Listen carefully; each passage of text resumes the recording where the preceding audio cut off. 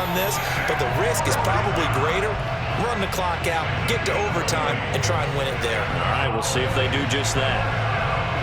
The big play to start him out has him at the 45 already.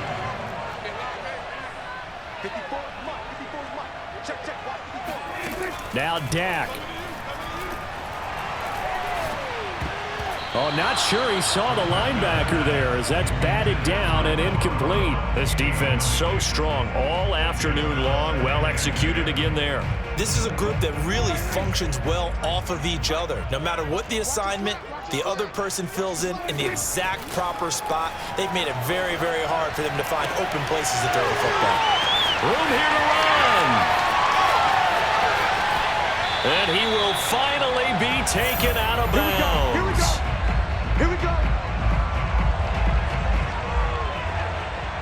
And we have free football overtime. Here we go, my friend. And the way this game played out, this is exactly how it should end, going to overtime, because neither one got an advantage today. And here in overtime, if the team that receives the ball scores a touchdown, it's over. If they don't, we can still have some more football. That's exactly right. If they go down and kick a field goal, the other team gets a possession to either match it or score a touchdown to win the ball game. If both teams kick field goals, the next team to score wins. But if the receiving team throws a pick six or fumbles the ball and it gets picked up by the defense and they score, the game is over at that point. And the decision to come out of the end zone is going to cost him 5 yards as he's taken down right at the 20.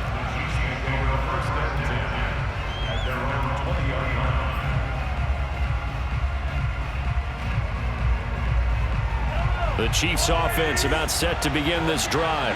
They're set for their first drive here in overtime, and this is where the crowd can really become a factor. They've had to battle it all day, but I know what you're saying. In overtime, that gets doubled, doesn't it? At least, because now the crowd really wants to be involved and help their team, and that first drive can dictate the whole thing, because they know if this team takes it downfield and scores a touchdown, it's game over. It's been loud in here so far. Second down, back to Edwards-Helaire. And they're able to get this one across the 35. 60 yards rushing for him now as he is just trying to will his guys to an overtime victory.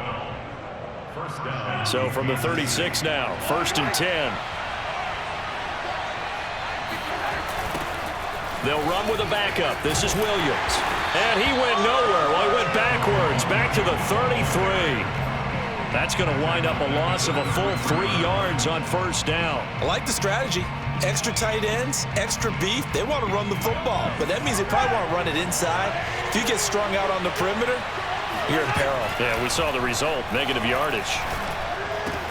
Mahomes firing complete, and he'll be brought down right at the 45-yard line.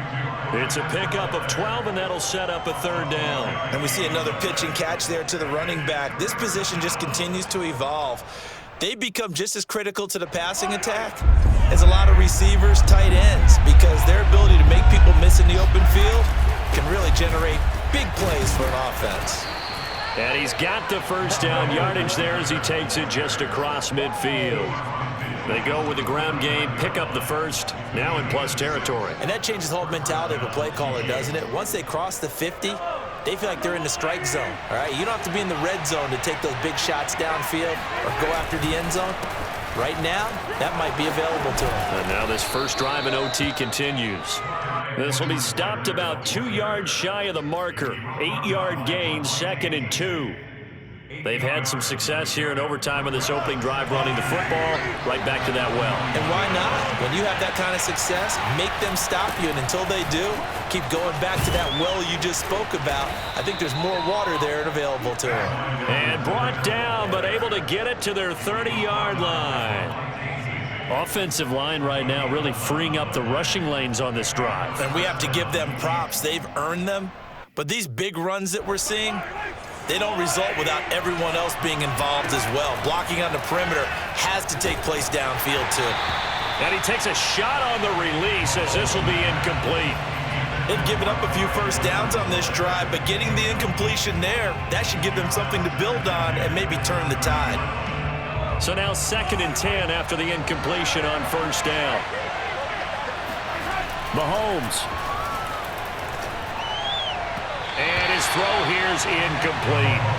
Another nice job there defensively. They've really stymied their passing attempts, and it continues in overtime. And for them to do that, that means they've had to be cohesive on defense. Pressure in the quarterback's face, good coverage of not just the wide receivers, but the tight end, the running backs when they try and slip out, and making sure they're at the point of attack. When the ball's in the air, they get there and help force some of those incompletions.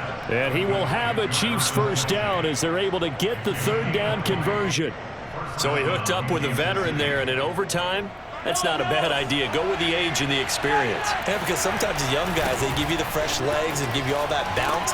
And he is in for the score. And it is absolute stunned silence here as they win it on the road in overtime. A road win in the National Football League. Charles, you never take that for granted no matter who you're playing, no matter where you're playing. You take it and you run with it. And you know you prime the pump all week in your own home facility.